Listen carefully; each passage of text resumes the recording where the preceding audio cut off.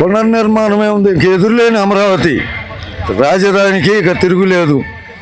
మోడీ గారు, చంద్రబాబు నాయుడు గారు, పవన్ కళ్యాణ్ గారు ఇక ఆలోచించాల్సిన విషయమే లేదు. ఇంకా 40,000 ఎకరాలు ఇయటానికి రైతులు సిద్ధంగా ఉన్నారు. చంద్రబాబు గారి మీద నమ్మకం ఇక అంతే, దానికి ఇక ఎదురే లేదు.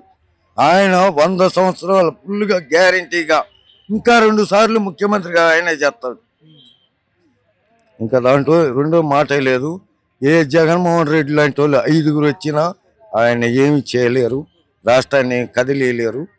రాష్ట్రం అభివృద్ధి ఫుల్గా జరుగుద్ది, అనుమానం అనేది లేదు. గత 5 ఏళ్ళు మీరు ఎలాంటి ఇబ్బందులు పడ్డారు సార్? మామూలుగా కాదు నాయన, చెబితే తీరదు. అందరికీ తెలుసు, అందరూ చూశారు. రాష్ట్రం మొత్తం కనీసం దేవాలయాలకు కూడా పోనీయకుండా హింస పెట్టారు, ధర్నాలు చేస్తున్నా కొట్టారు. ఒక రకంగా కాదు వాళ్ళతో పడ్డ బాధ. ఇక అది అందరికీ, రాష్ట్ర ప్రజలకి మొత్తానికి తెలుసు. ఇక దాని గురించి ఇక పెద్దగా చెప్పుకున్న ఉపయోగం లేదు. ఇక ఎదురు లేని రాజధాని అమరావతి. చంద్రబాబు నాయుడు గారికి తిరిగే లేదు. ఇంకా 40,000 ఎకరాలు ఇస్తానికి రైతులు సుముఖంగా ఉన్నారు. ఆయన మీద నమ్మకం, ఆయన మీద విశ్వాసం. తిరుగులేని ప్రభుత్వం అభివృద్ధికి అంతే. అంటే దేశం మొత్తం కూడా అమరావతి వైపు చూస్తా. అమరావతి ఏ దేశం వచ్చి చూడాలన్న చూసేదే ఉంది. చంద్రబాబు నాయుడు గారి పేరు చెబితేనే దేశం, ప్రపంచ దేశాలు మొత్తం వస్తాయి, చూస్తాయి.